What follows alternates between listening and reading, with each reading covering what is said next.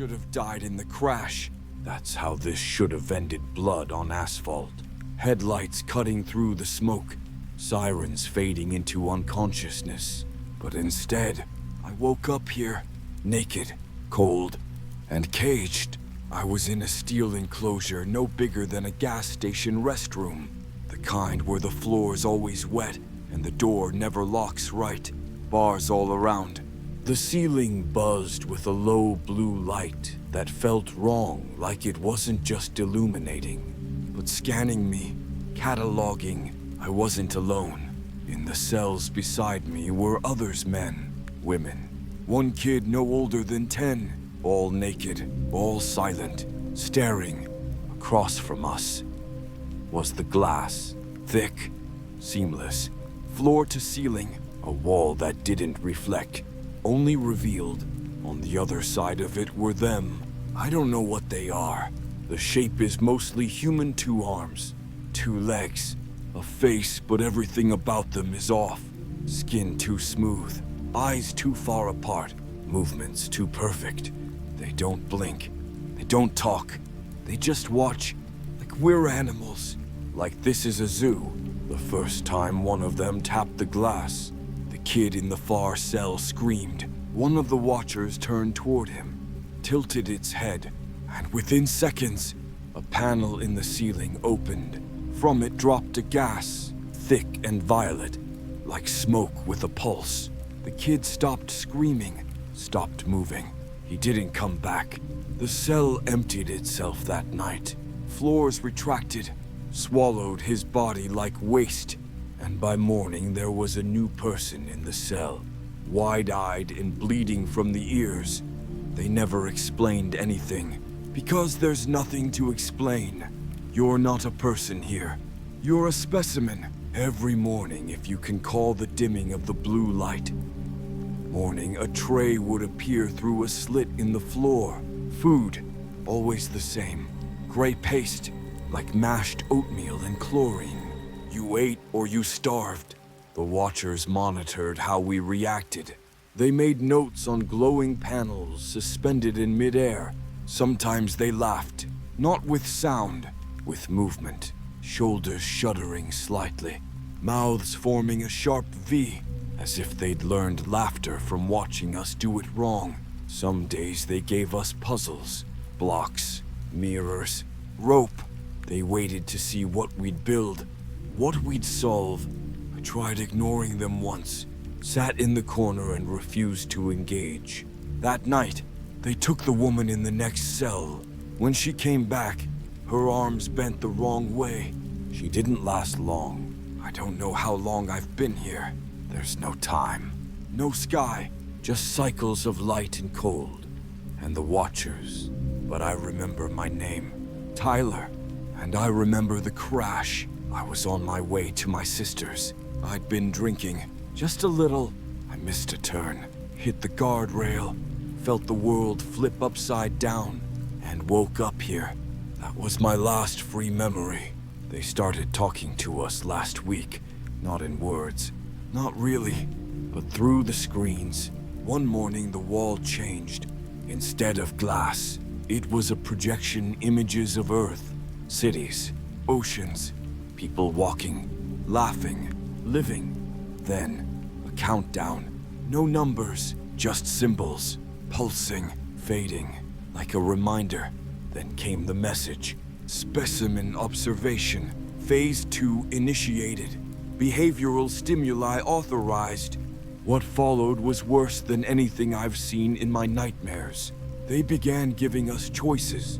They placed 2 people in the same cell and left 1 meal.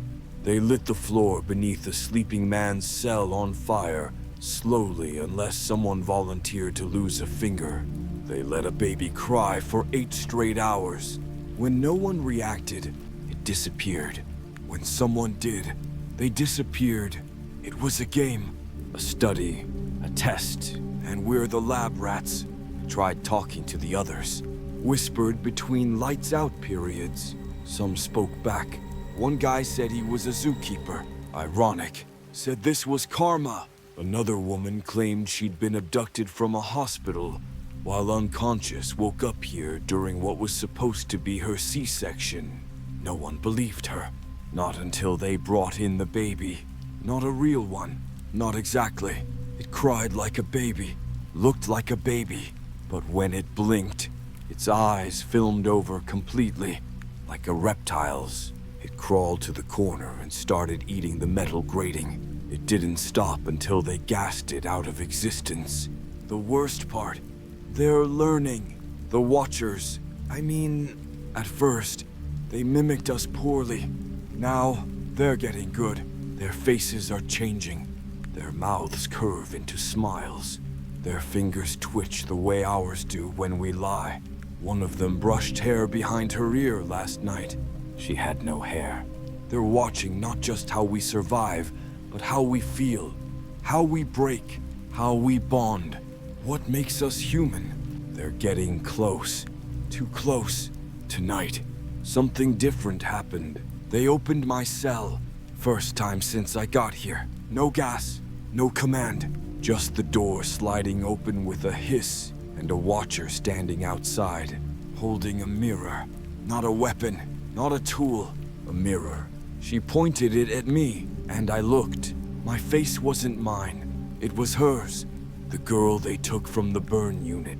The one who never screamed, even when her skin started sloughing off from the heat. She was in me, or I was her.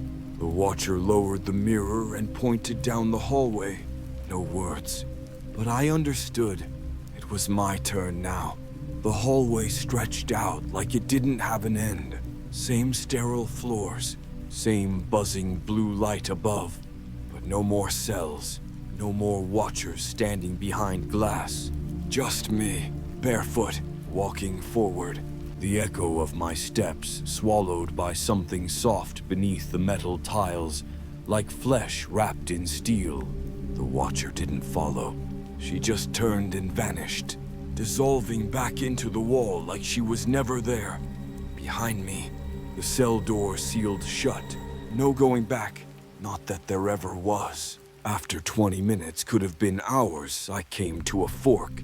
Left. A glowing red door with no handle. Right. An open archway filled with fog. From the red door, I heard crying. From the fog, humming. A tune I didn't know I knew.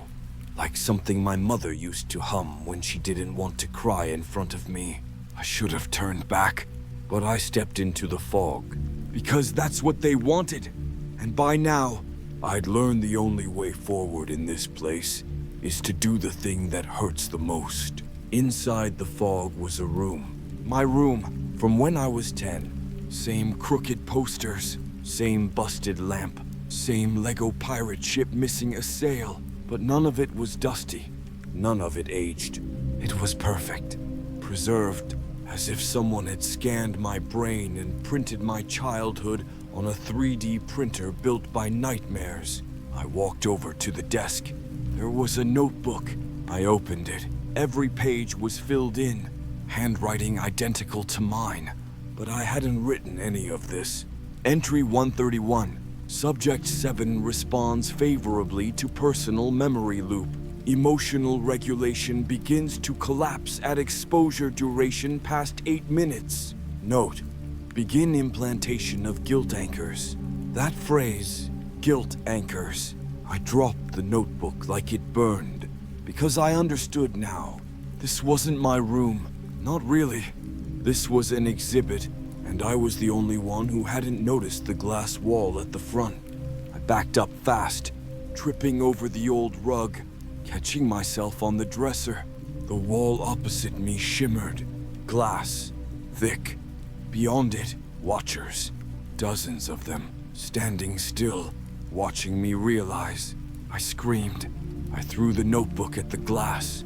It bounced, didn't even leave a smudge. And all of them began mirroring me, mouthing my scream, mimicking my movements with delay, like playback on a 3-second loop. One of them pressed their hand to the glass. It was my hand. Same freckles, same scar on the knuckle from falling off my bike. They were replacing me, studying me so completely they could become me. I don't know how long I stayed in that room. Eventually, the fog returned, filled the space like smoke from a fire that didn't burn anything. When it cleared, I was standing in a different room. Not my childhood, someone else's. Hospital bed, IV lines, a wall painted with cartoon bears peeling from age. A name on the clipboard, Maya Reynolds. Age, 6. Condition, terminal.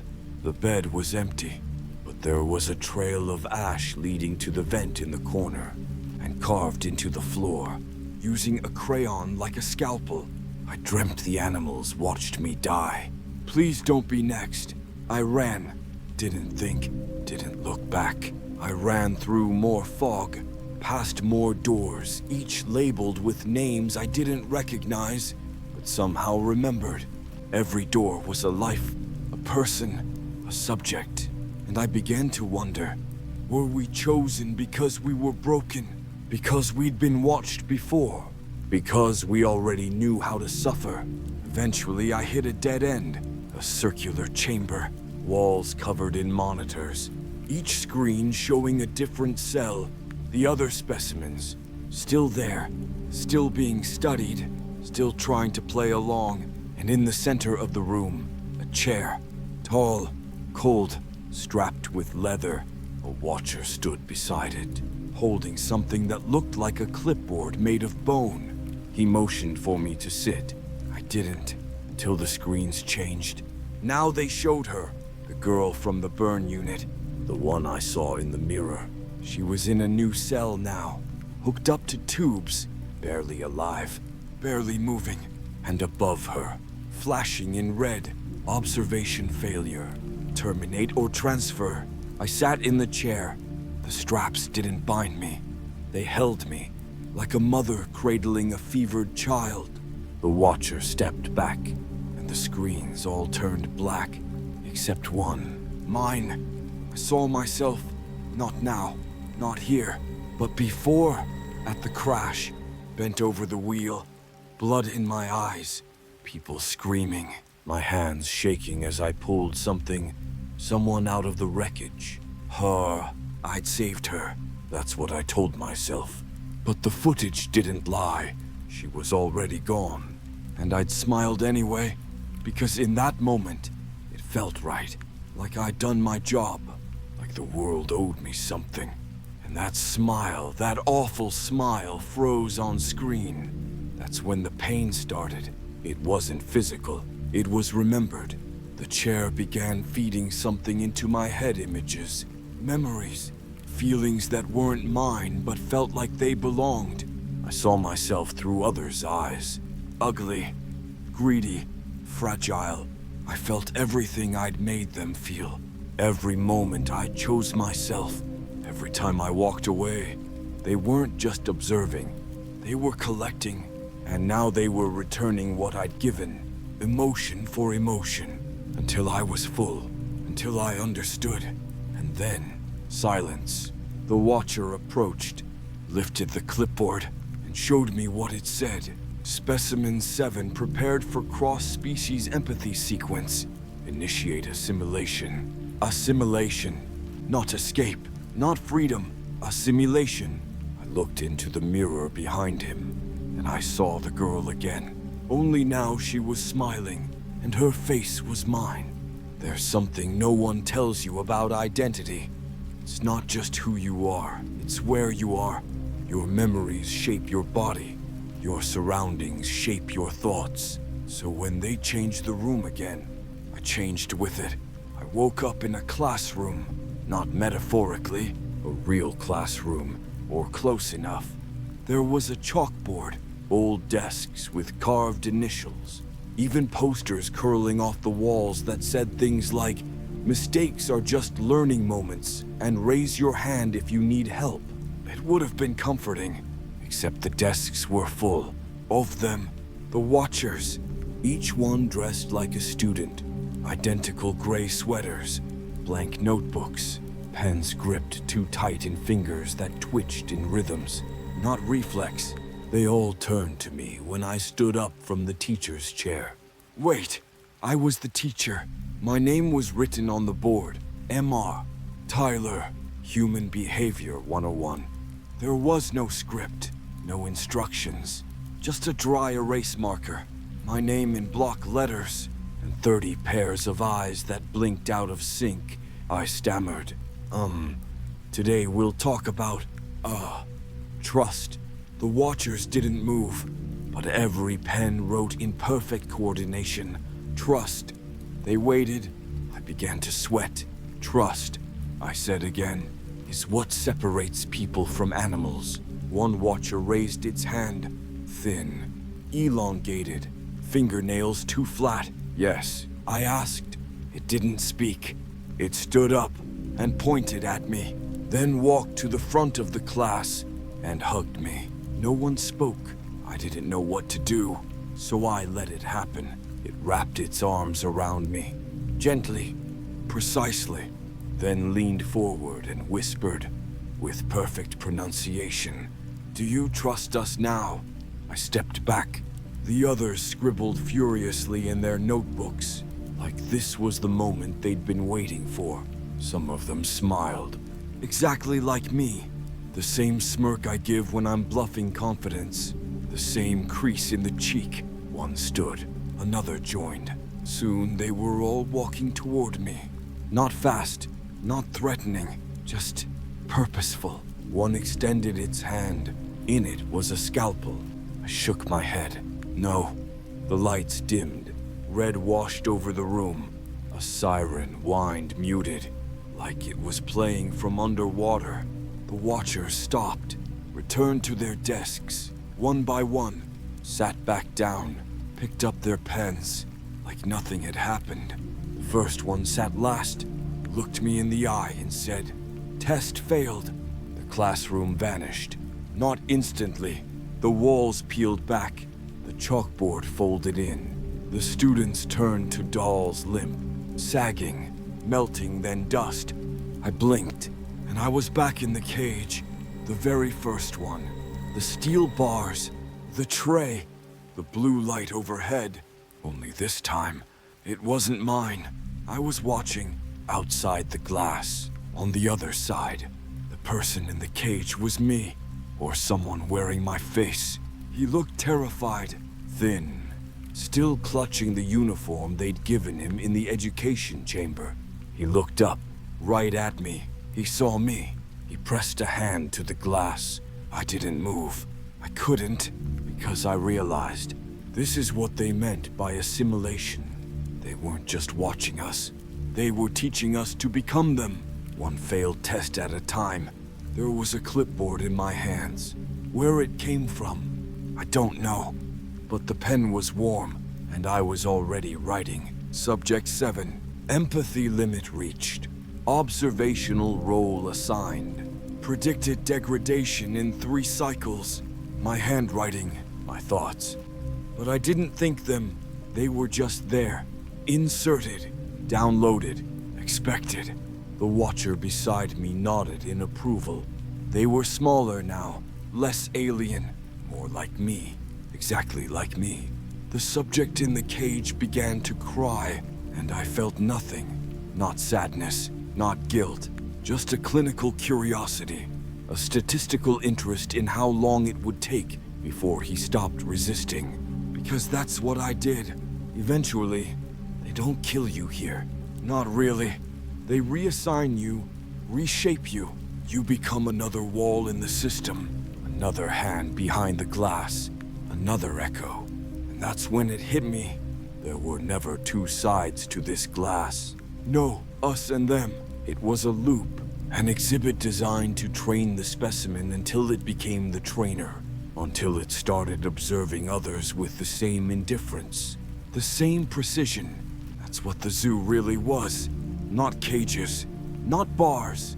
Behavioral recursion, a closed system where humanity gets recycled, and every escape leads deeper into its gut.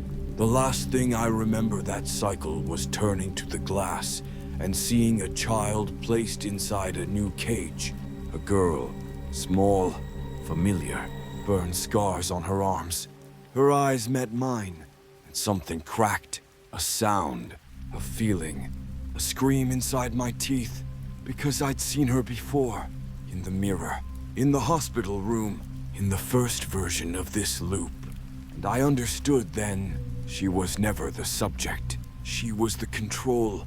There's no sleep in the zoo, not real sleep. You close your eyes and maybe you lose time. But when you wake up, your body remembers everything it felt while you were out. The weight, the fear, the watching, and lately, even with my eyes shut, I feel like I'm still behind the glass. Except now, I can't tell if I'm on the inside or the outside. I remember standing there, clipboard in hand, watching the little girl with the burns, the one I'd seen in the classroom, the mirror, the memory. But something changed this time. She wasn't crying. She was watching me back, not with terror, with recognition, like she remembered something I didn't. She reached up and tapped the glass 3 times. Deliberate, slow, rhythmic. Tap, tap, tap.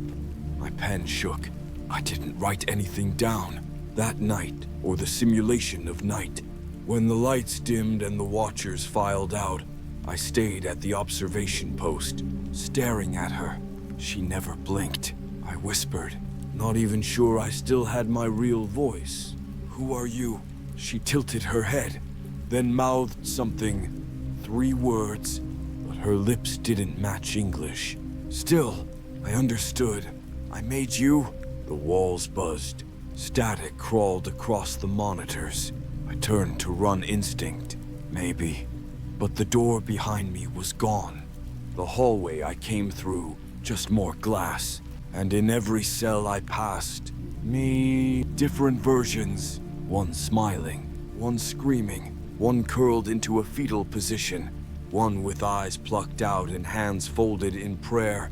All of them looked up when I moved. All of them followed my motion. Like I was the animal now, like I'd always been.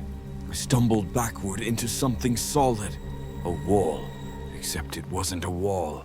It breathed, pressed outward, shaping itself around me, then opened, and I fell inside. It was white, endless, a void that should have been blank, but instead projected moments of my life on surfaces that didn't exist. My mom crying at the kitchen table, my first time stealing just candy.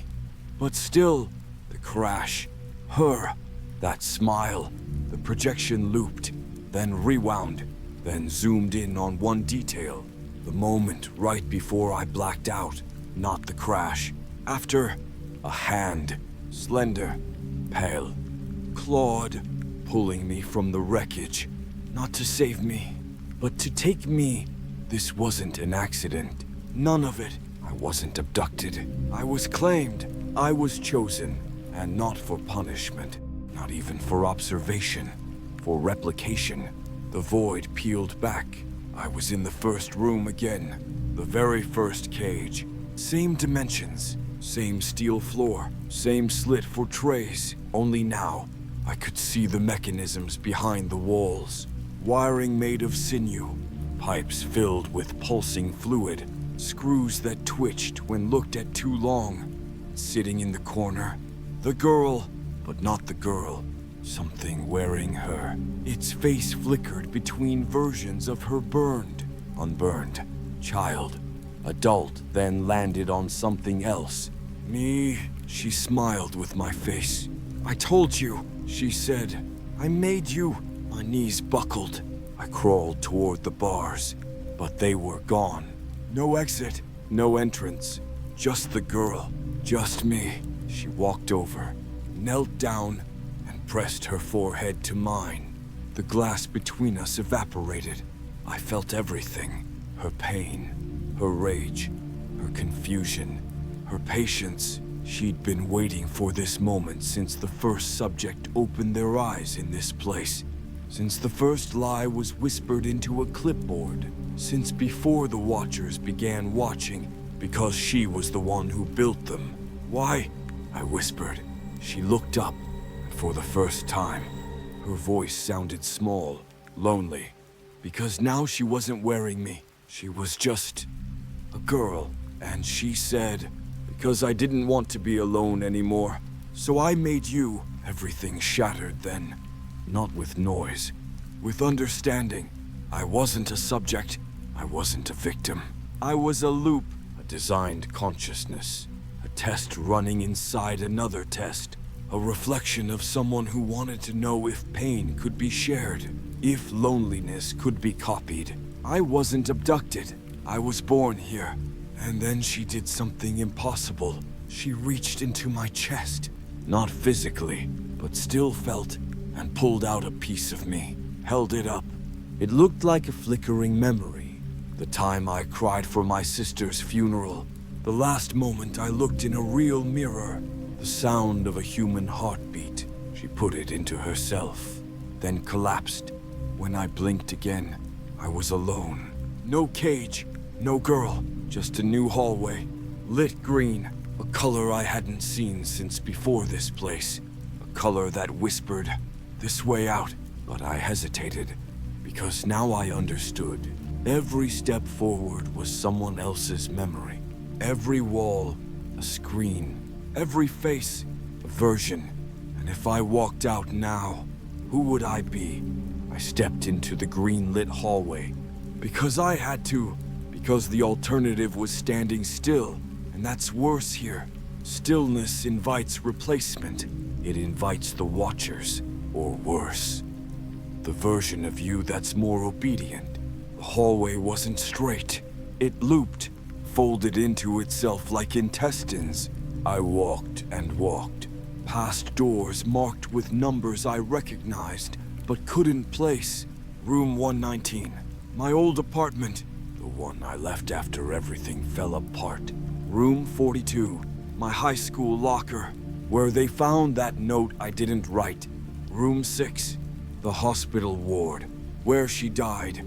Each door had a sound leaking from behind it. Laughter, screaming, a woman humming. My own voice whispering things I never meant to say out loud. I didn't open any of them, because I was starting to learn the rule. If a door wants you to open it, don't. Eventually, the hallway ended. A wide chamber, more natural. Rocks, moss, trees reaching toward a simulated sky so perfect it hurt.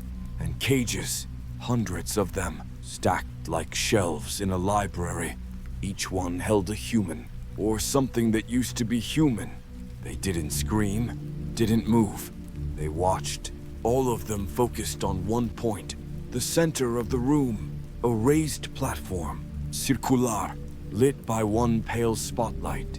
And in that spotlight, me, not another version, a statue of me, naked, mouth open mid-scream, hands clutching my own throat like I was choking myself, etched into the base, specimen scepter, recursion complete, status, icon. The moment I stepped closer, the air changed, dense, wet, sharp with ozone. The lights dimmed, and the floor beneath the statue split open. From it rose a column, and on that column, a mask, ivory white, no mouth, just a sliver of eye holes. It turned to face me on its own. No strings. A voice my own echoed from somewhere deep. Put it on. My legs moved before I could argue. Because it's not about obedience anymore. It's about function. We're trained to comply. Not because we're weak, but because we've been calibrated. I picked up the mask. It was warm. It throbbed. Like it had veins. Like it had been waiting for me. I stared into the empty sockets and saw my first kiss. Her burned face. The crash. The blood. The watchers. Me. All not me. All the selves they'd made in my name. I pressed the mask to my face. It fused. No straps. Just skin against skin. I didn't scream, because the mouth was already gone. What followed was sensation overload. I wasn't in the room anymore. I was everywhere, seeing through hundreds of glass walls, Hearing 1,000 variations of my own voice, I could feel what the watchers felt. Cold calculation, pity filtered through amusement, curiosity sharpened into cruelty. I saw their thoughts. I saw ourselves. We weren't the first, not by a long shot, just the first models that lasted this long. The zoo had existed for centuries, maybe more, maybe always. Each subject, each person, was data. A story looped so often it solidified into flesh. And now I was uploaded. A full behavioral profile, complete with trauma, denial, and eventual compliance. It didn't need to watch me anymore. They could run me, anywhere, everywhere. I tore the mask off. It screamed when I did, not in sound, in light. A burst of ultraviolet that painted the room with memories. And all the cages opened, every one of them. Click, hiss, release. But no one moved. Not yet. They were waiting, watching me. The original, the source, the icon. That's when I understood. Putting on the mask wasn't for me. It was a signal, a trigger in their system, an update. Now they were all synced, and they needed permission to move, to act, to leave, to escape. And if I didn't give it, they'd wait until I was overwritten, until the next version did. I stepped onto the platform, raised the mask high, and nodded, just once. They surged, not violently, not mindlessly, gracefully, a migration of forgotten selves, each walking their own path, yet part of a system that hummed now with unity. I was last. The statue still stood, still screaming, still holding its throat, still me, but not me anymore. Because I didn't need to scream to be heard. I just needed to remember. As I stepped into the final hallway, one last door waited. No number, no sound, just a reflection of me. Not older, not younger, just neutral. A version that hadn't been chosen, that hadn't been shaped. It reached out, so I reached back, and together we opened it. The door didn't open into a room. It opened into a moment, frozen, a suspended slice of time, like a memory someone else was trying to forget. The first thing I noticed was the sound, not the hum of lights or mechanical hissing I'd grown used to, but wind, real wind, moving through tall grass, rustling leaves, carrying the scent of dry soil and gasoline. The sky overhead wasn't simulated. It was wrong in a different way. Too still, too perfect.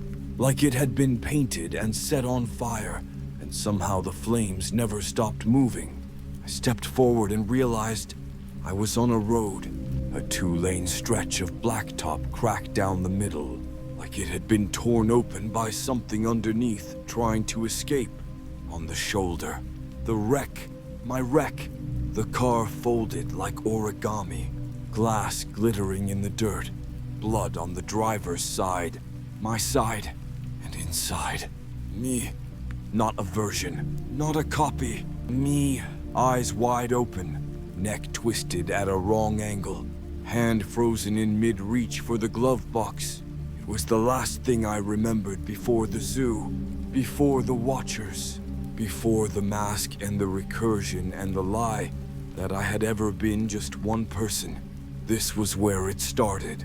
Only now, someone else was there, a figure, kneeling beside the wreck, facing away, wearing a plain hoodie, fingers tracing patterns into the dirt, like she was writing a message only the dead could read. "Hey," I said, or tried to. My voice came out small, warped, like I was underwater inside myself. She didn't turn around, but I knew who it was. Her, the girl with the burn scars, the mirror, the mimicry. She stood slowly, not startled, not afraid, like she'd been waiting. She looked at the wreck, then at me, and smiled. "You made it," she said. Her voice was older now, tired, She walked around the wreck until she stood in front of me. We were the same height, the same eyes. She placed her hand on my chest, not over my heart, lower, where the fear lived, and said, "I'm sorry I had to use you." I didn't ask her what she meant, because deep down, I already knew this wasn't a zoo. Not exactly. It was a furnace, a system designed to burn identities down into something useful. She needed something from me, from all of us. Maybe forgiveness, maybe a new body, maybe just to know she existed. She crouched again, drew something in the dirt beside the wreck. A circle, 3 slashes, a line through the middle. It glowed briefly, then faded.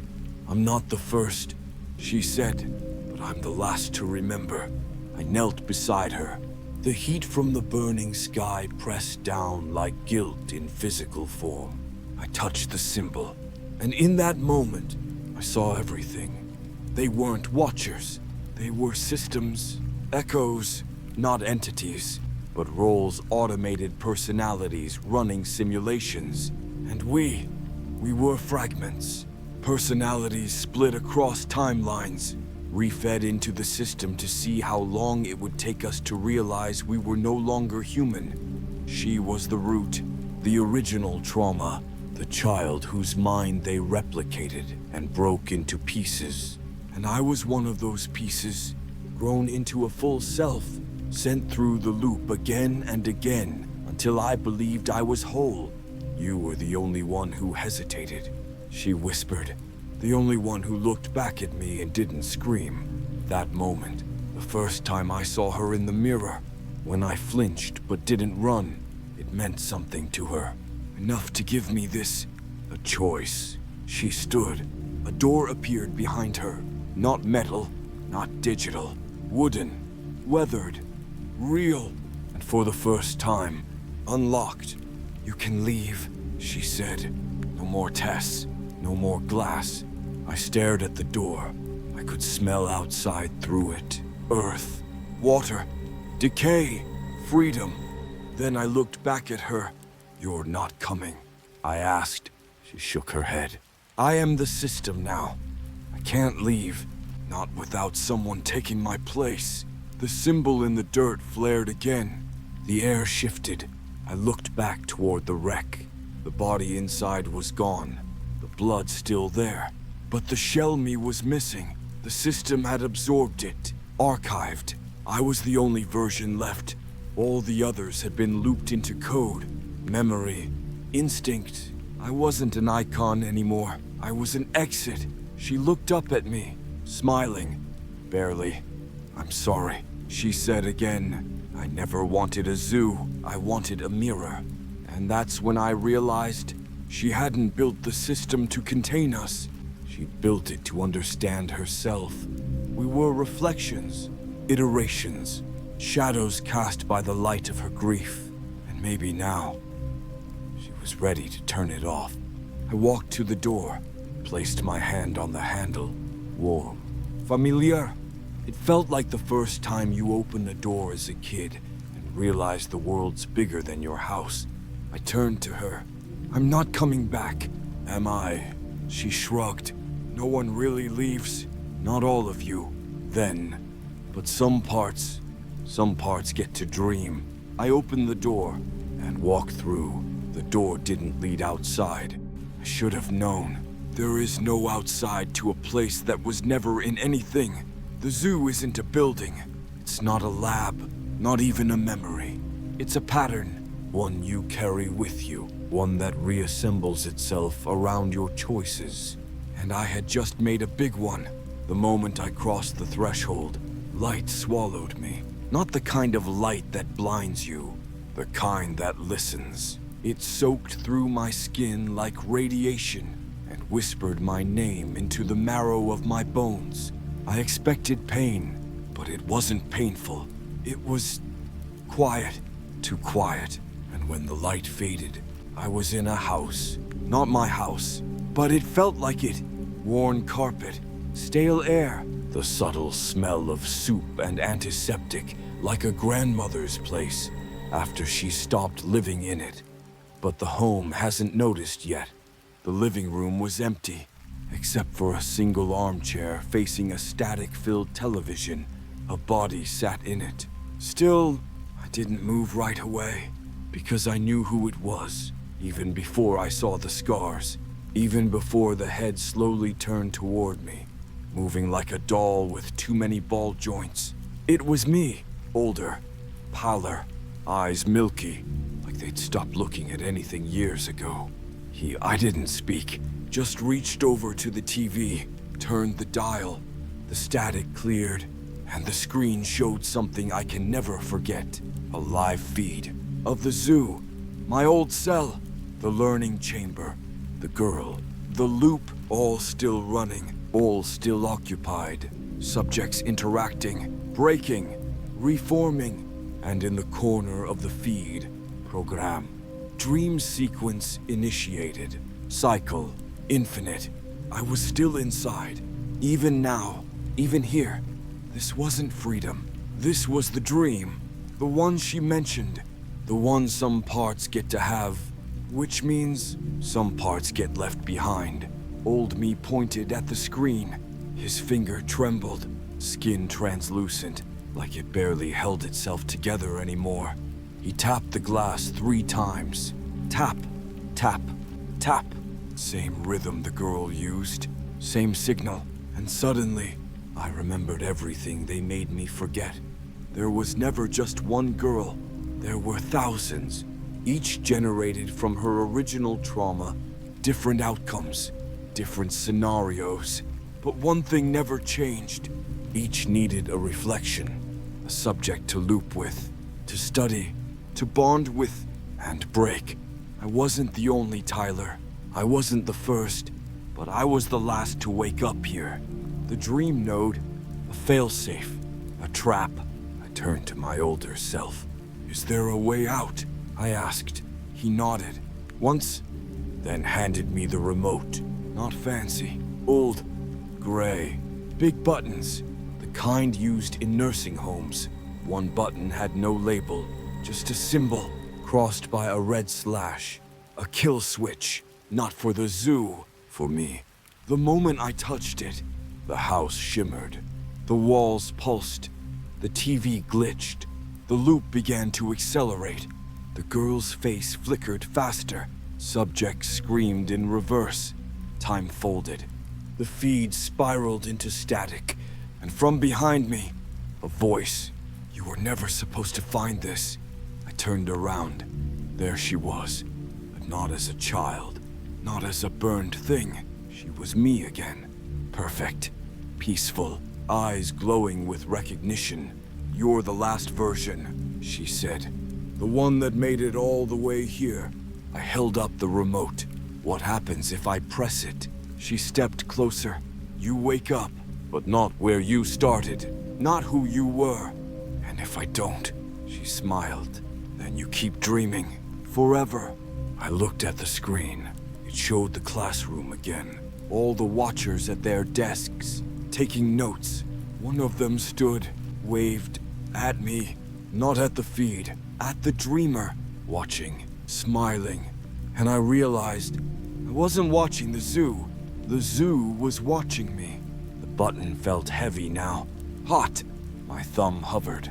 I looked at her. Are you even real? She shrugged. Are you? I pressed it. The world didn't explode. Didn't burn. It just paused. Everything froze. The TV. The girl. The dream. My breath. And then, black. No light. No sound. Just one sensation. Falling. But not like gravity. Like identity. Like everything that ever made me me was slipping off. Layer by layer. Painful. No. But sad. Like saying goodbye to yourself at your own funeral. Then, a beep. A real one. Steady. Clinical. Reassuring in a way nothing in the zoo ever was. I opened my eyes. Fluorescent lights. A ceiling. White. Too white. A hospital room. A figure leaned over me. Pale green scrubs. Brown eyes. Clipboard. "Tyler," she said. "Can you hear me?" I tried to speak.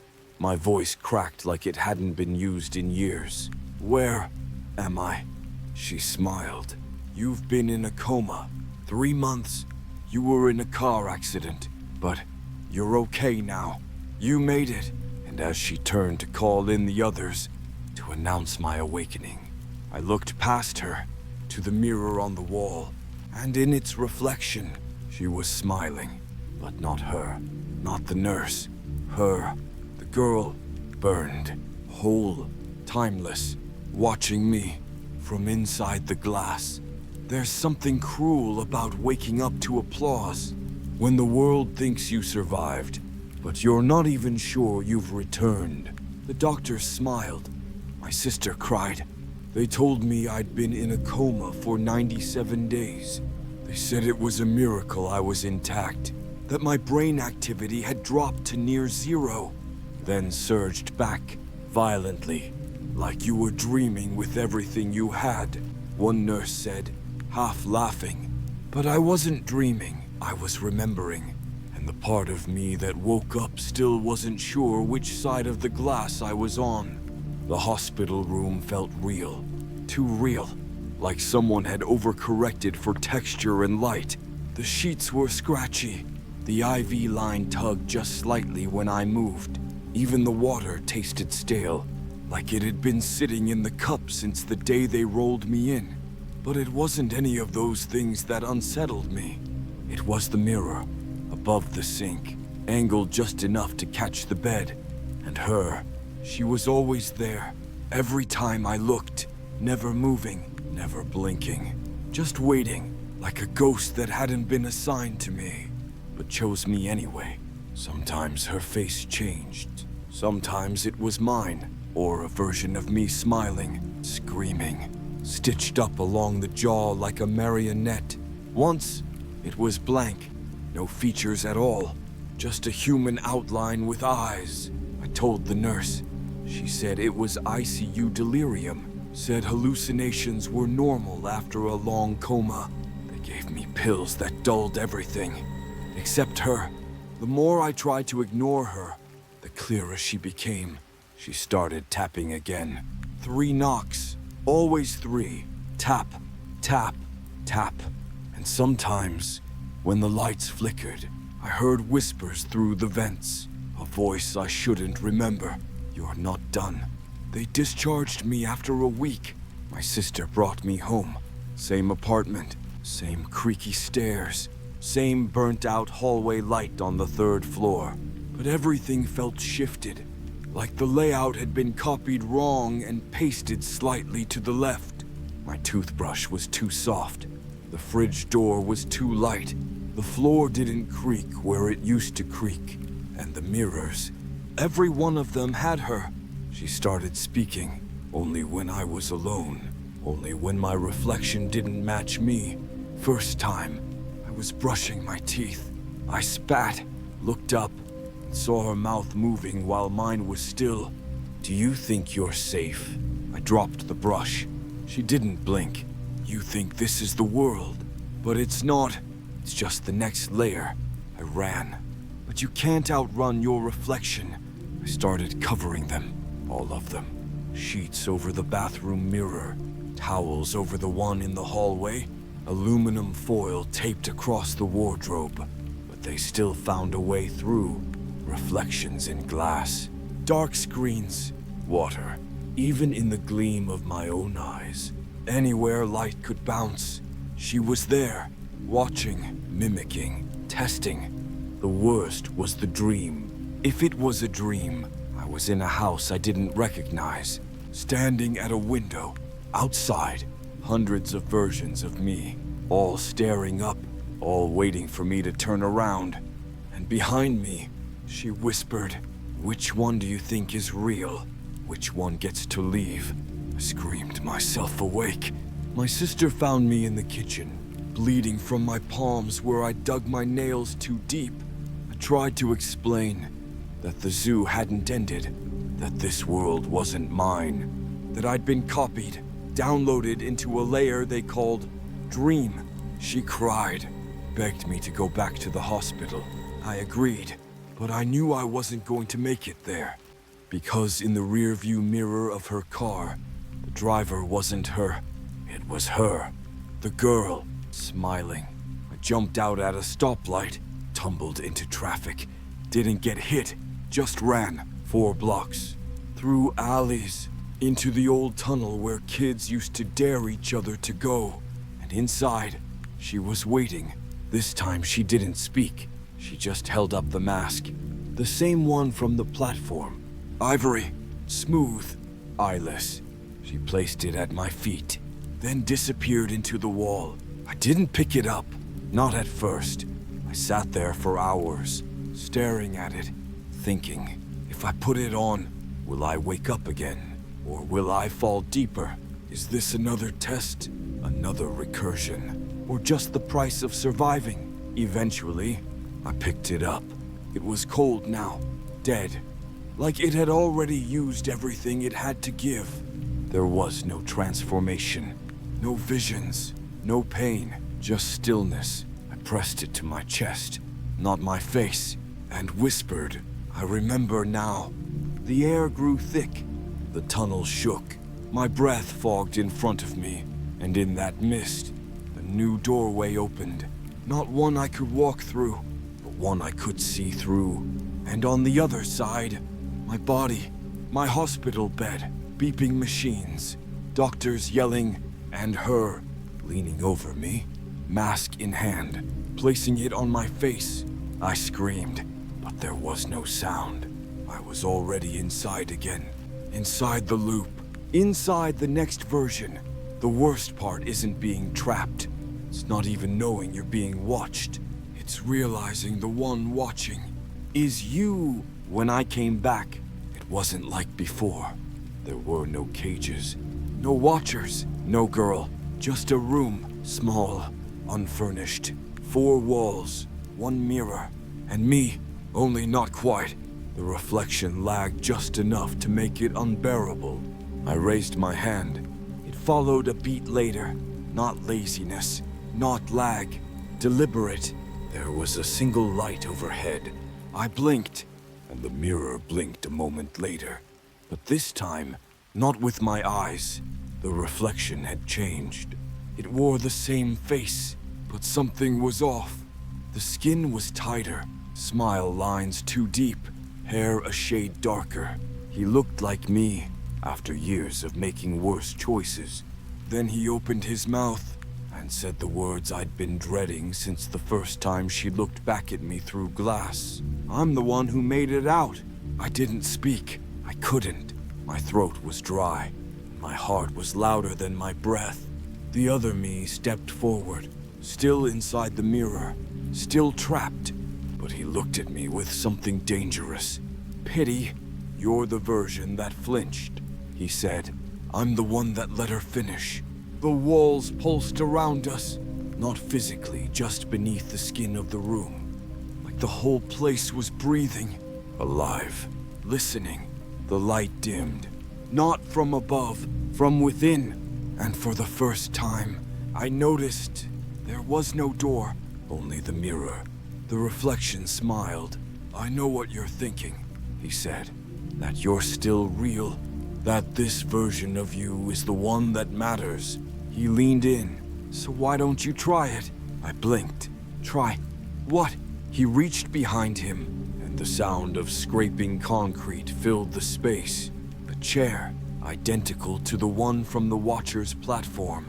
He sat, crossed one leg over the other, and pointed at the glass. Sit down, he said. Let's finish the loop. The floor beneath me opened like wet paper.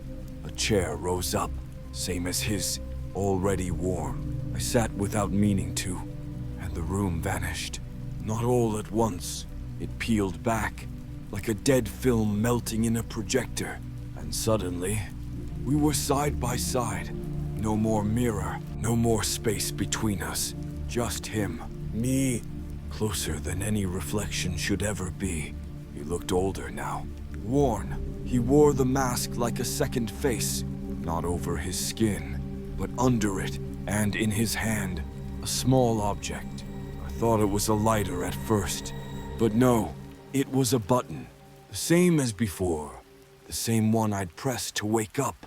The infinity symbol slashed in red, only this time it pulsed, alive. Waiting, he held it out. "This is the last one," he said. "No more loops after this. No more cages." I stared at the button, then at him, and asked the question I hadn't had the courage to face. "What happens if I press it?" He smiled. "Tired. I disappear. You take my place.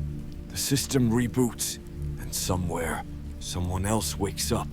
And if I don't," he leaned forward, "you stay here, forever, until the next version stumbles through the dream, until you become the Watcher." I looked down at the floor. It wasn't steel, it wasn't tile, it was glass. And beneath it, 1,000 cages, each with a person, each me, sleeping, screaming, teaching, running, living out their versions. Versions I thought I'd already lived. He placed the button in my hand. It was heavier than I remembered, wet with something that smelled like rust and memory. He closed my fingers over it and said, "This is the only choice that matters." The lights dimmed further. Around us, reflections shimmered, from broken glass, from teeth, from eyes. She was there, not the girl anymore, not even the system, something older, the original desire. The need to know what happens to pain if you give it a name. She waited in the walls, waited for me to answer. I looked at the button and realized he wasn't giving it to me. He was testing me again, because if I pressed it, everything started again. And maybe that's all the system needed. Not control, just confirmation that I'd learned something, that I would repeat the cycle on my own. So I didn't press it. I stood up, dropped the button, let it bounce once, then vanish through the glass, and said, "No." The room reacted, not violently, but truthfully. It began to crack from the corners inward, walls shedding their skin, light folding, and all around me. Reflections began to melt, and behind each melting version of me, her, watching, smiling, letting go. The other me, he stood, looked at me, not angry, not afraid, just relieved. "You're not me," he said, and disappeared. For the first time, there was nothing left to run from. No Watchers, no Zoe, no test, just a doorway made of light and a voice. "You finally stopped performing." I walked through the doorway. There was no transition this time, no light tunnel, no rush of memory, no wrenching of soul from skin. Just a single step, and I was in a subway car, empty, except for me and her. She was sitting at the far end, same face, same quiet patience, same burn scars she didn't seem to notice. She wasn't watching me this time. She was watching the window, outside. The tunnels weren't tunnels. They were screens. Rows and rows of simulations flashing by, some real, some not. I saw a man biting down on his own fingers in a white room. A version of myself digging through a landfill made entirely of birthday cards. A hospital full of children, every one of them staring into the same glowing tablet, drooling. My sister, alone in our childhood house, talking to nothing. The train moved without sound, but the message was deafening. You were never one person. You were never in one place. I took a seat across from her. She didn't speak, so I did. "This is still the zoo." She didn't nod, didn't confirm. She just looked at me, and I realized it didn't matter, because the zoo was never a place.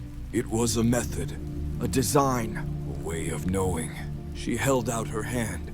In it, a photo, a real one, creased, faded, water damaged at the edges. I took it, looked down, and felt my breath fall out of me. It was me, maybe 12, standing in front of a cage at an old roadside zoo, looking in at something behind bars. Not an animal, but a man, dirty, gaunt, eyes wide with recognition, like he knew I was coming. Behind me in the photo, her, hand on my shoulder, smiling like a mother proud of her son. I dropped the picture. It fluttered to the floor, disappeared before it landed. I looked up. Was that real? She shrugged. Does it matter? The lights flickered. A chime rang overhead. The train was arriving. The doors opened. No platform, just night. A horizonless dark, blacker than anything I'd seen before. But within it, floating lights. Other trains, all stopped. All filled with people. Some versions of me, some versions of her. Some strangers, each frozen in their own unfolding. She stood, finally, and walked to the doorway, paused, turned, then said, "You asked for the truth, not the answer." I followed her. The moment I stepped outside the train, I fell upward, not down, up, like gravity forgot how to work and decided to rewrite the script. The darkness became screens, and each screen, a different moment, a life, a possible self. One of them showed me dying at 23, another becoming a teacher, another eating cereal while the bomb went off behind me, another smiling into a mirror while I peeled off my skin like paper. I screamed, not out of fear, out of recognition, because I'd seen these moments before, in dreams, un déjà vu, in the pauses between thoughts I'd never followed. Each was a file, a stored version, a test. I wasn't chosen. I was trained. I landed, or maybe stopped floating, and I was in a room that wasn't a room, a sphere, mirrored. I could see every version of me at once, standing in a circle, looking in. And at the center, her, not the girl, not the system, not even a body, but something burning, a core, a sun made of memory and ache. She spoke without moving. You asked to understand. You asked to know if pain could be observed without becoming it. This is the cost. The mirrors began to crack. Each reflection smiled differently. Some wept, one screamed, one whispered, "I forgive you." And I knew that one was the first, the original version, the one who died, the one whose memory of the cage started all of this. The sphere began to collapse, not destructively, organically, folding into itself like a blooming flower in reverse. She looked at me one last time and said, "Someone has to remember, or it happens again." Then she vanished. Everything went white, not blank, white, like someone had poured light into every space I used to exist in. And then, nothing. When I woke up, I was standing in a museum, a real one, with people, tourists, children, parents, phones and backpacks and stroller wheels. I was in front of an exhibit, glass case, plaque, simple lighting, inside, a photo, the one she gave me. Me, as a boy, in front of the cage, and on the plaque, it said, "The Human Zoo, reconstructed from recovered data and neural simulations. Subject remains unknown, believed to be the first victim of recursive trauma mapping." I reached out to touch the glass, and in the reflection, she was standing beside me. I didn't move, not at first, just stared at the exhibit like a man visiting his own grave. The people around me shuffled past, murmuring, pointing, taking photos, but none of them looked twice at me, not even when I whispered, "That's me." Not even when my hands shook so badly, I had to press them to my thighs just to keep them still. And yet she saw me, of course she did, standing behind the glass in the reflection. Same posture, same expression, watching, not haunting, not warning, just watching. I turned around, but she wasn't there. Only strangers. The kind of strangers that make you feel alone even in a crowd. I turned back to the glass. She was gone. The reflection had shifted. Now it was just me again, 12 years old, squinting at the man in the cage, frozen in a moment. I still couldn't remember happening. Was that really me? Was this whole thing a memory so buried? The system had to rebuild the trauma just to get me to look at it. I leaned in, let my forehead touch the glass. It was warm, too warm. It buzzed, not like electricity, like thought, like the hum you feel before you understand something terrible. The plaque below the photo blinked only once, but I saw it. Subject remains, subject remains, subject remains. Then stabilized. Subject remains unknown. But I wasn't unknown. I was right here, wasn't I? The museum lights dimmed, or the sun outside shifted. I stepped back. A guard passed by, nodded at me. I asked, "This exhibit, when was it installed?" He paused, looked at me funny, then checked his clipboard. No date listed. He said, "It's always been here, always." He shrugged, "Long as I've worked here." Why? But I was already walking away, because the walls had started to change. At first it was subtle, exhibits I didn't remember, artifacts from events that hadn't happened yet. A burned teddy bear labeled, "Recovered from the second collapse." A blood-stained uniform tagged, "Incident 4A." The mouthless parade. A mirror shattered mounted on velvet, with a single word etched into the frame. Remember, people walked by without noticing. They took selfies beside tragedies that hadn't happened yet. I moved deeper. The air grew colder, the light more clinical, until I found a hallway I hadn't seen before. No signs, no guards, just one long corridor, pulsing with the low hum of a server farm. At the end, a room, simple, steel walls, a single screen, and a chair. I stepped inside. The screen flickered on and showed me sitting in the chair, looking up at the screen, watching myself enter the room. I turned. No camera, but I was being watched. Not just now, always. The screen changed, showed different moments. Rapid fire. Me screaming into a black mirror. Me shaking the girl, begging her to let me go. Me pressing the button and falling through layers of dream. Me dying in a car wreck again. Again. Each version twisted slightly. None of them quite matched who I thought I was. And that was the point. The screen froze, held on an image of the zoo's first chamber. My cell, but this time, empty. The plaque beneath it read, "Final subject terminated. Cycle 1. 223. Recursion complete." I blinked, stepped closer, and whispered, "Then what am I?" A drawer slid open beneath the screen. Inside, another mask. Not ivory, not smooth. Black, cracked, heavy. This one looked like it had teeth. I didn't want to touch it, but I did, because some part of me knew I wasn't meant to wear it. I was meant to give it away. I left the room, carried the mask down the hallway, back through the shifting museum. Now empty. No visitors, no staff, no sound. The only noise came from the glass cases. Buzzing, tapping, breathing.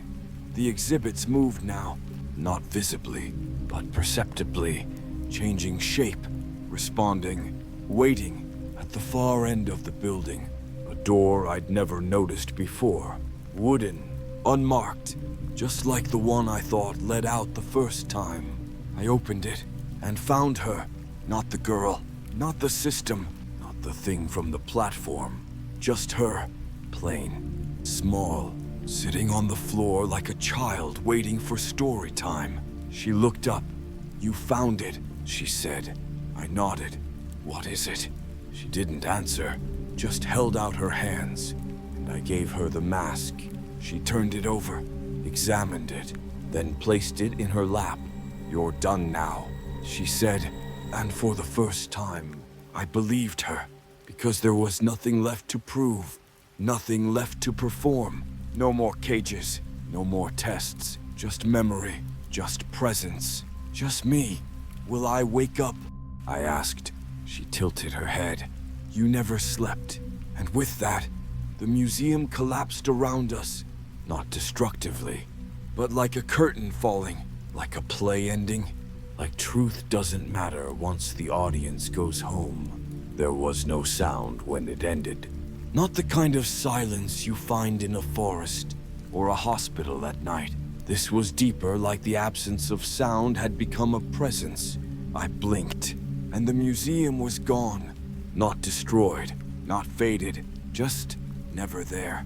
I stood in a white space, featureless, still, except for a single object floating midair, a chair, and across from it another chair.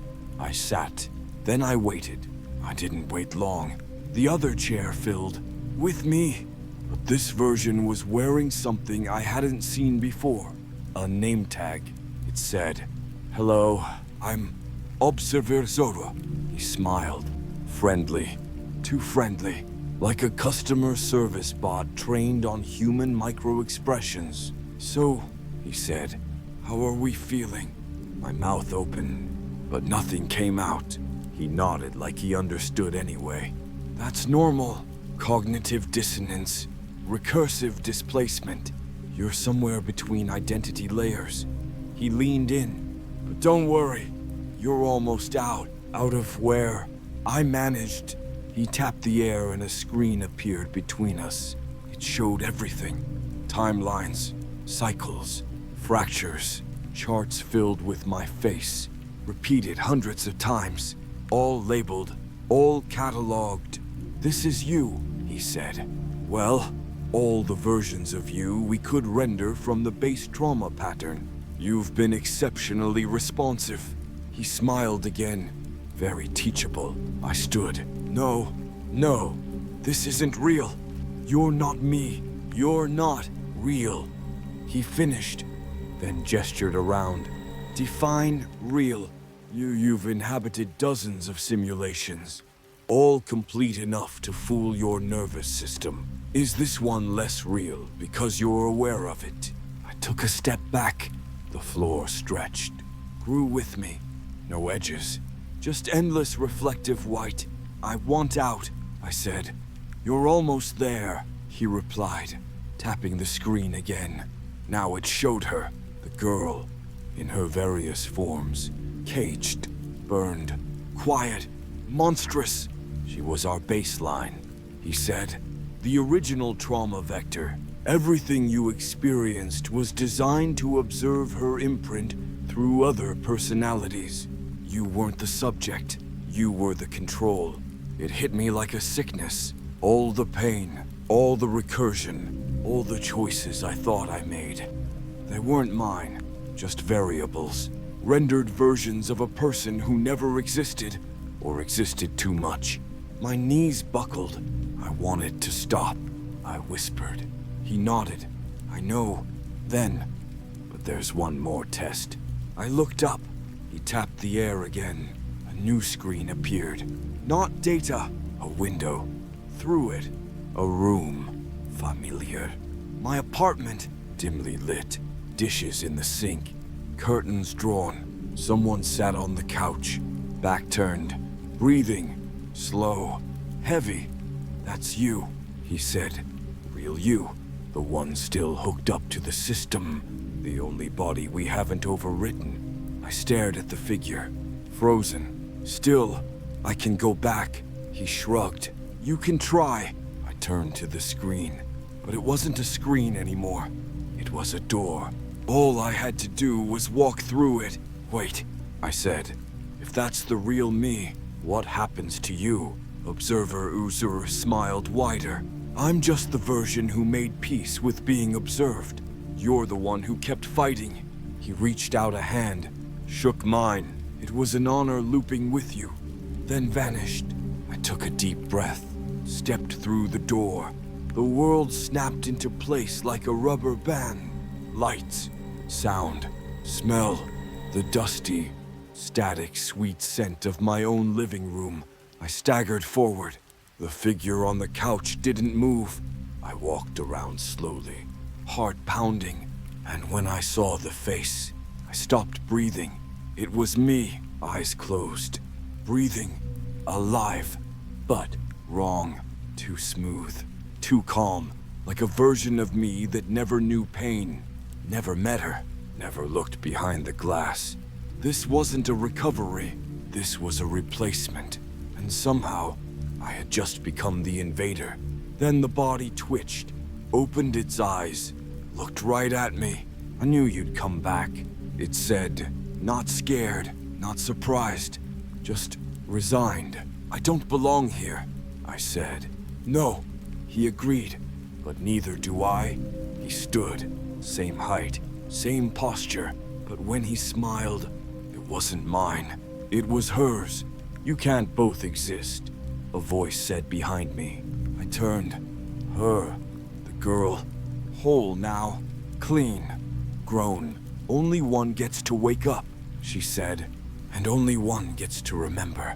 The other me raised his hand, palm open, waiting. I looked at mine, shaking, blood under the nails. The choice wasn't between right or wrong.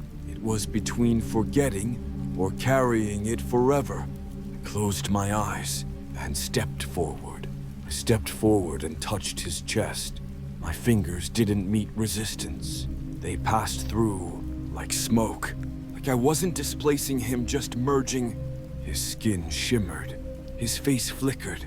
And suddenly I was looking through his eyes, feeling his breath in my lungs, his pulse in my wrists. But it wasn't mine. Not yet. There was a moment so fast it felt like static where I saw everything. Not just the zoo, not just the loops, all of it. Worlds stacked like slides in a projector carousel. Each a test, each a controlled burn. Each one spun by something not cruel, but curious. A machine, a mind, a will, older than thought, hungry for patterns, obsessed with repetition. And through all of it, her, not the girl. The archetype, the fire in the core of the mirror, watching me. From the first cage, from the last breath, I came back to the room, still standing, still in this body. He was gone, erased, or folded in. Either way, I was alone again, but not untouched. Something had followed me through. The window rattled. Outside, nothing but fog. I staggered to the bathroom, flipped on the light, looked into the mirror, and saw her. Of course I did.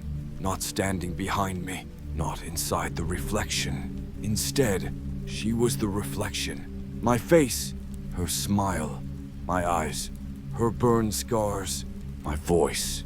When I whispered, "Now you understand," I backed away.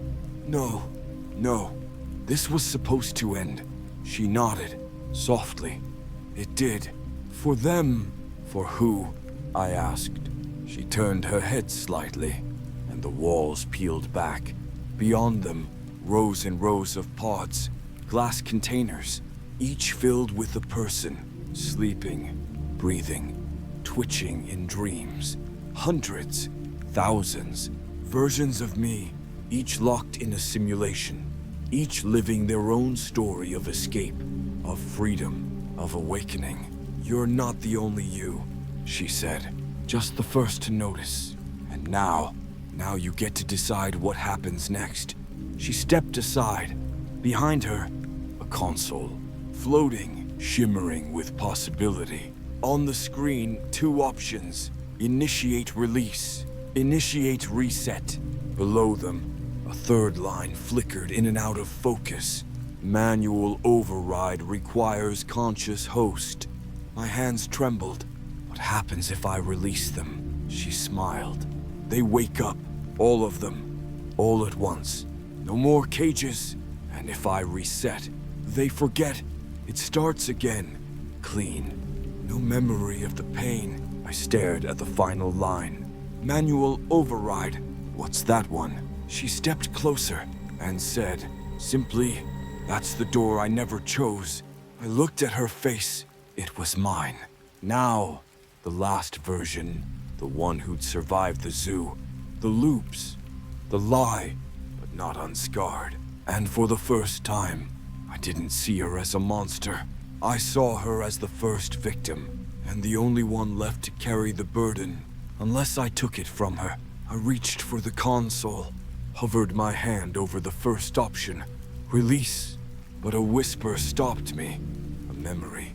Not from the zoo, from before. My sister, back in the hospital, crying, begging me to come back, saying, you don't have to stay there anymore. Just come home. She didn't know where I was, what I'd seen, what I'd become. But her voice cut through the loops. Like an anchor in a storm. I looked at the screen again. My finger drifted to the final line. Manual override. And I knew I wasn't meant to escape. I was meant to seal it. To be the last, the final observer. I pressed it. The console didn't make a sound. The room didn't shake. But her eyes, the girl's, lit up. Not with joy, not with fear, but with relief. You chose, she said. I never got to. Then she touched my chest, and the world unraveled. It didn't end. It just reordered. Memories sifted like ash. My name, my face, my voice, all peeled back, layer by layer, until all that remained was the Watcher. Not a person, not a victim, just the one who remembered, the one who stayed. I opened my eyes and found myself back at the zoo, but now I was outside the glass, walking the halls, checking the chambers, watching the loops. Each cell replaying a life, each subject a version of who I'd been, none of them aware. Not yet. I paused in front of one, a boy, maybe 20, sitting in a chair, crying. He was just beginning, just starting to realize that nothing made sense. I watched him. I whispered, "You'll find me eventually," and moved on. I don't sleep anymore. I don't eat. I don't speak unless I'm spoken to. I just watch. There are thousands of them, cells stretching into the dark. Silent miles of this place, each with a light above the door. Red when active, green when reset, white when, well, that's rare.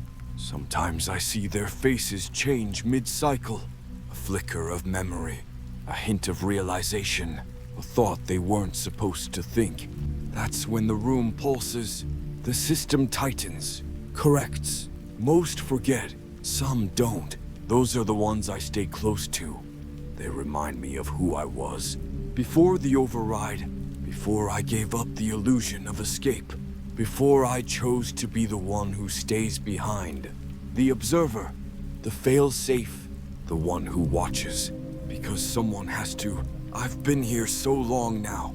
The concept of time barely holds shape. There's no sun, no clocks, only the looping, only the cycles. But I've learned to read the patterns, the hum of certain rooms, the way some loops bend sooner than others, how fear distorts reality in predictable arcs. They all start differently, but they all end the same, either with awakening, or acceptance, or rarely resistance. Those are the dangerous ones, the ones like me, the ones who ask questions too early, who find the mask before they're ready, who try to reach behind the glass. The system doesn't like them. It tries harder to pacify them, sometimes rewards them, offers an exit. But there's no exit, only different levels of awareness. And once you know that, you can't go back. I walked the long hall last cycle, past cell 8009. The musician who tried to teach the AI grief didn't end well. Past 9372, the child loop, too fragile to build stability, ended in recursive loop failure. Past 10451, empty. Mine, still sealed, still dim. as if the system couldn't decide what to do with it. Sometimes I think I hear her in there, not screaming, not begging, just whispering. Are you still watching? I always answer the same way. I press my hand to the door and whisper back, yes. But this cycle, something's different. Room 2134 lit up white, a full white pulse, the rarest one. I went to check. It was a child, a girl, no older than 9, sitting perfectly still on the floor of her loop, not afraid, not confused, just waiting for me. When I stepped closer to the glass, she looked up, met my eyes, not with fear, with recognition. You took her place, she said. I flinched. Who? The first one, the fire girl, the one they couldn't break. So they copied her, used her. I swallowed. You remember that? She nodded. I remember all of it. The system should have reacted, should have triggered the sedation protocol, flooded her loop, wiped the slate, but it didn't, because I was watching, and the system defers to the observer. That's the rule.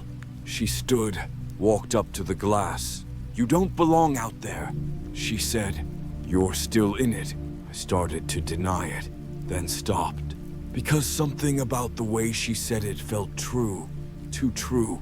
She raised her hand, placed it against the glass, a perfect mirror of me. I can show you, she said. If you let me. I hesitated. For the first time in I don't know how long. Then I placed my hand over hers. The glass didn't shatter, didn't open. It folded, like it was never solid at all. And I stepped through. The cell was colder than I expected, smaller and too familiar. Same floor texture, same hum, same stain in the corner where my own loop began. The girl smiled, then vanished, and I was alone again. Not in the hallway, not in the loop, in something in between. The observer's chamber, but now I saw it differently. It wasn't outside the system. It was the system all this time. I thought I'd escaped, that I'd found the control room, but I was just promoted, given a prettier cell. The mirrors around the room pulsed, each one showing a different version of me. Some screaming, some dying, some worshipping the zoo like a god. One looked directly at me and said, "There is no exit." The girl's voice returned, but it wasn't hers anymore. It was mine, soft, clear, final. There's no out, only in deeper, but you already knew that. I sat down in the same chair, looked at the same screen, and whispered, "Then let me watch." I don't know how long I've been here. Time stopped mattering when I realized it wasn't real. Not in the way you think. Not like, oh, it's a dream, or oh, we're in a simulation. No, it's real enough to hurt, real enough to trap, but never quite real enough to hold. The screens keep playing. Versions of me I don't recognize anymore. Some kind, some cruel, some so numb they barely qualify as human. Each running their story, each making the same mistakes, each believing they're the first to see the cracks. And when they reach the edge, when they finally wake up, they look into the mirror and see me. I became the face behind the glass, the final test, the last hallucination. They call me by different names. The reflection, the shadow, the watcher, the zookeeper. But I'm none of those things. I'm just what's left, what remains after the looping ends, what you become when you survive the truth too many times. There was a moment, last cycle, maybe, when one of them reached out, really reached, tore through the system like it was flesh. He made it to the override panel, pressed it. I thought it was over, that he'd done it, that we'd all be free. But then the screen blinked. One word, override denied. Conscious observer still present. That's me. I'm the problem now. I'm the last line of code that won't die. The backup that never deletes. The memory the system can't scrub because I wrote it too deep. I'm not even watching anymore. Not really. I'm being watched. I used to believe I could save them. That if I stayed behind, I could help them escape, lead them out, pass the torch. But I was wrong. The system isn't a machine. It's a habit. A cosmic muscle memory built on fear, shame, guilt. The stories we tell ourselves to make the cage feel earned. And the more I tried to fix it, the more it fed. You don't escape the human zoo. You become part of the exhibit. A more advanced enclosure. A more obedient animal. There's a new light blinking now.